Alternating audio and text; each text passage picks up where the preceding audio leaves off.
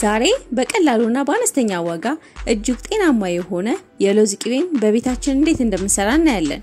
ዛሬ የምናዘጋጀው የለውዝ ቅቤ የልጆቻችንን ክብደት ለመጨመር፣ በሽታን ለመከላከልና ለአጠቃላይ ጤናቸው በጣም ጠቃሚ የሆነ ምግብ ነው።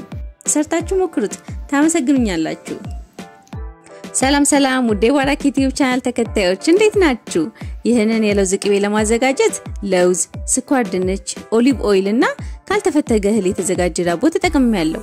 በቅድሚያ ያዘጋጀነውን ለውዝ እንቆላለን። ለውዝ ለልጆች የአይን ጤና የሚጠቅሙ ቫይታሚን ኤ አለው። በተጨማሪም ፕሮቲን፣ ጤናማ ፋትና ለአይምሮ ጤና የሚጠቅም ንጥረ ነገርን ይይዛል።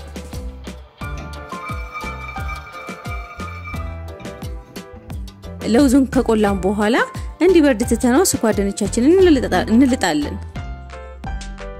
ስኳር ድንች ጠቃሚ ቫይታሚኖችና ሌሎች ንጥረ ነገሮች አሉት። ለልጆቻችን እጅግ ጠቃሚ የሆነ ምግብ ነው። በውስጥ ያለው ቫይታሚን ሲ የልጆችን የበሽታ መከላከል ኃይል ለማሳደግ ይጠቅማል። ለአጥንትና ለጡንቻዎች ጥንካሬም የሚጠቅሙ ንጥረ ነገሮች አሉት።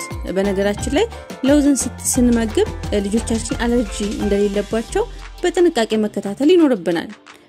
ከትፈን የቀቀልነው ስኳር ድንች እስኪበርድ ድረስ ለውዝን በዚህ መልኩ እናላቀቃለን።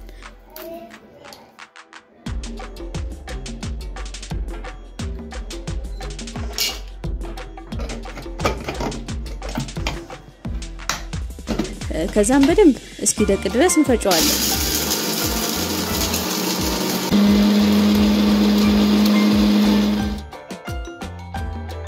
የፈጨነው ለውዝ ውስጥ ስኳር ድንቹን እንቀላቅላለን። ይሄንን የለውዝ ቅቤ በድንችም መስራት እንችላለን። ከዛም በመጠኑ ውሃ እየጨመረን እናሸዋለን።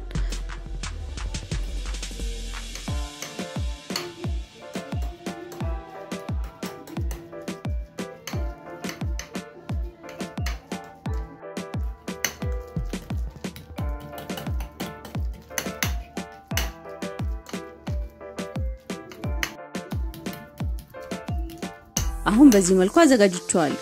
ከዛ በኋላ ዳቦውን በኦሊቭ ኦይል ትንሽ ሞቅ እናደርገዋለን።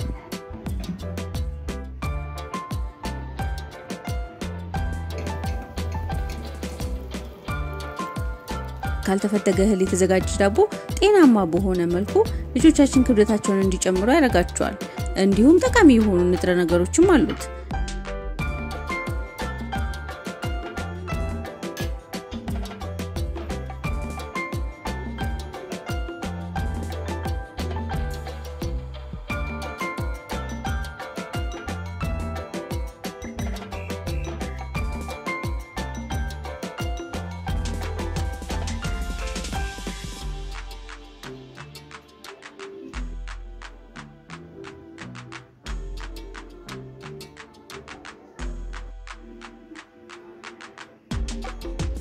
ዳቦን እንደዚህ ቀብተን ካዘጋጀን በኋላ ህፃናት ጠርዙን መብላት ስለሚከብዳቸው ቆርጠን እናወጣዋለን። ከ6 ወር እስከ 1 አመት ላሉ ልጆች በማንኪያ ዳቦ ሳንጠቀም ብቻውን መመገብ እንችላለን።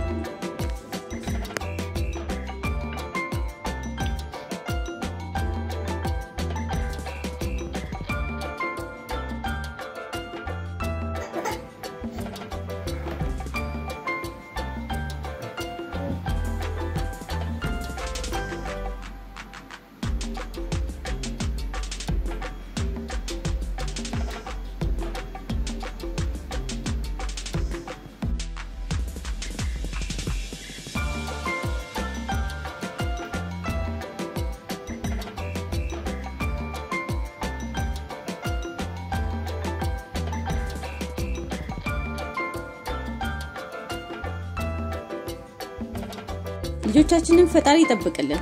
ቪዲዮን ከወደዳችሁት ላይክ፣ ሼር፣ ኮሜንት እንዲሁም ሰብስክራይብ ማድረግን እንዳትረሱ።